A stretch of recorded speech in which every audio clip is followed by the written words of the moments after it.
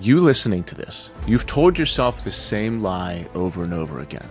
You start a new routine, you commit to a new diet, you promise yourself you'll be more patient with your kids, you promise yourself you'll be more patient with your wife, and for 3 days, maybe a week, you're on fire. And then you miss one workout. You eat one bad meal, you negotiate with yourself, you snap one time, and the whole thing comes crashing down. Then the voice starts, right? It says, see, you can't stick with anything. You're just inconsistent. This is just who you are. And then you treat that voice like it's wisdom. You treat that voice like it's the truth, but it's not the truth. It's the most destructive lie a man can tell himself. It's the voice of comfort, making an excuse for mediocrity, and it's the sound of you surrendering, and today, that's going to end. Hi, I'm Chris Rodak of Rising Father. I'm a husband.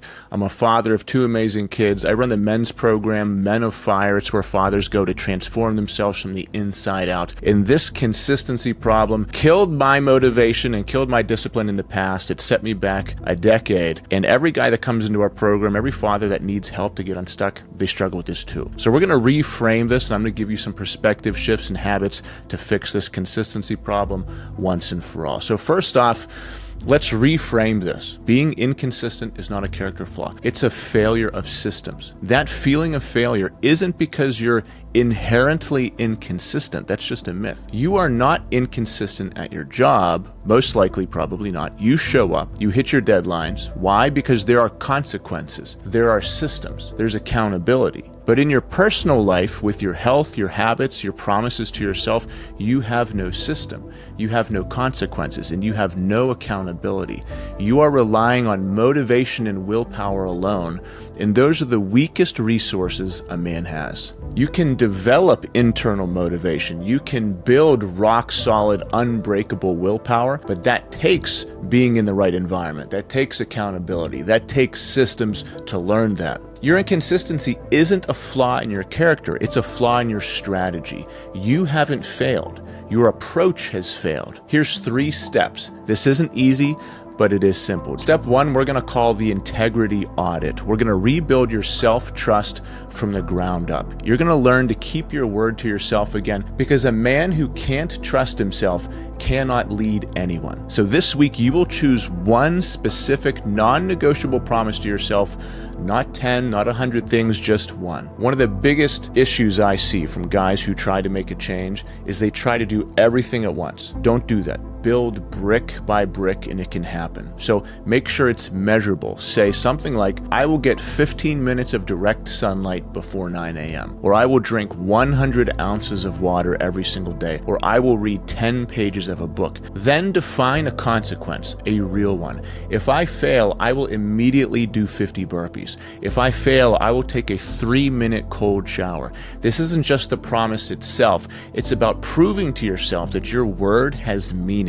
You are rebuilding your identity day by day, one kept promise at a time. That is the only way to silence that voice of doubt. Step 2, be the architect, not the reactor. We want to design our future, not react to it. So stop being a victim of your day. Leaders are architects, not passengers. You will stop waking up and reacting to the chaos, and you will start your day with intention. Before you go to bed tonight, you're going to lay out tomorrow, not just in your head, but on paper. What time are you waking up? What is the first action you will take? What is the one critical task you will accomplish for your work, your health, and your family? Then schedule it, all of it. The chaos in your life exists because you allow it to. By architecting your day, if that's a word, you replace chaos with order. You remove decision fatigue, which is the enemy of discipline. Decision fatigue means the time you waste, the energy and resources you waste deciding what to do. 80% decided is better than 100% floundering and deciding what to do. Just make a plan, stick to it. In my program, Men of Fire, we all time block the day ahead. We have a bunch of different tools we use. You can use a notepad, it doesn't matter. Wake up knowing what you're doing so you can move the needle every single day instead of waking up to chaos and not knowing what you're doing. A man with a plan has power. A A man without one is just driftwood, waiting for the next current to pull him under. Think about a raft just floating in the ocean with no direction versus a speedboat with a GPS system headed towards a destination. Step 3, raise the stakes. So you need to stop operating in a silo.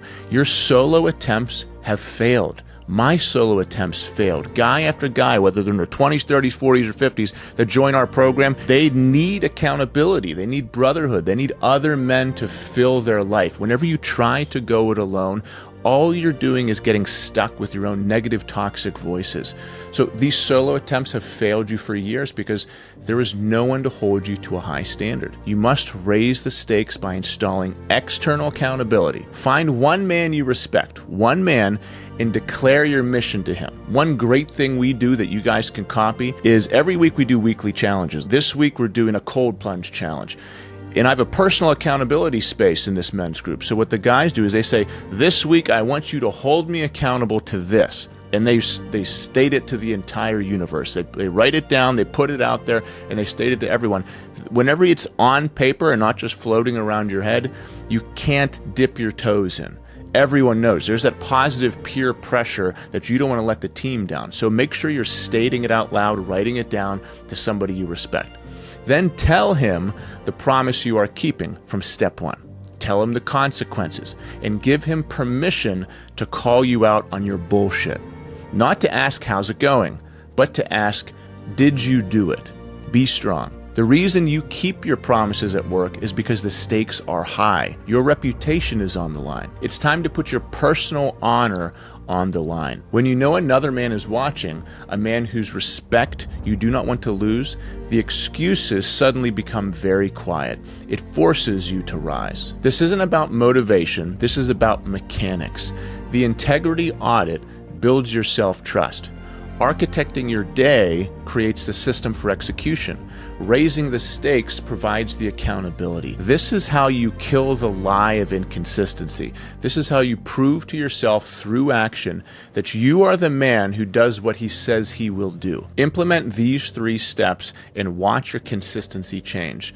Lastly, I want to say, do not have a perfectionist mindset with this. You will fail. You will make mistakes. You will not be perfect.